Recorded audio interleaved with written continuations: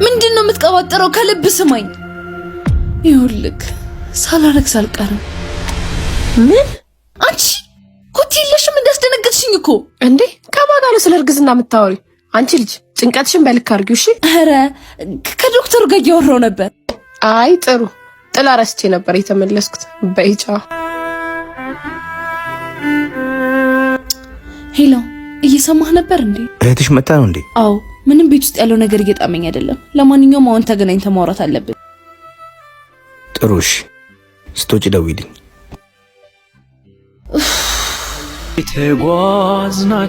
ምንድነው እንደዚህ አጣርፍሽ የጠራሽኝ?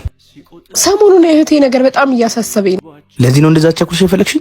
አይደለም፣ ምን ነገር አለ፣ ግን እሷም ነገር እያስጨነቀኝ ስለሆነ ነው። ምን ነው አዲስ አየሽባት ነገር አለ? አላቅም፣ ግን የድሮ እህቴ ባህሪ አይደለም ያየውባት። እንደማትደባበቁ ነግረሽኛል። ስለዚህ ቀርበሽ አወራት። አሁን በጣም እቸኩላለሁ። ሰው ቀጠሬ ነው ፈልጋለሁ ስትኝ የመጣሁት። በጣም ነው የጨነቀኝ። ባለትዳር ቤት ውስጥ ያውም ሴት ቦርሳ ውስጥ እንዴት የእርግዝና መመርመሪያና ኮንዶም ይገኛል? በእርግጥ ኮንዶሙን ማግኘቴን አላወቀችም። አንቺ ልጅ ምንም የተረዳሽኝ አልመሰለኝም። ደንግጬ የመጣሁት እኮ የሆነ ነገር የገጠመሽ ስለመሰለኝ እንጂ ሰው ቀጠሬ ነበር የመጣሁት። ስለዚህ ጉዳይ እንድናወራ ከሆነ ሌላ ጊዜ ይደርሳል።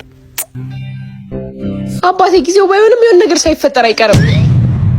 የኔ ፍቅር ያመመሽ ነገር አለ እንዴ? ሆስፒታል የጠራውክም ለዛ ነው። የሚያጠራጥር ነገር አይቼ ለማረጋገጥ ፈልጌ ነው የመጣሁት። ምንድነው? አታስጨንቂ፣ ንገሪኛ። የእርግዝና ስሜት ራሴ ላይ እያየሁ ነው እና ውጤቱን እየጠበቅኩ ነው። ይቅርታ የኔ እህት፣ ውጤት ደርሷል። ወደ ውስጥ ገቢ። መጣው። እሺ የኔ ፍቅር።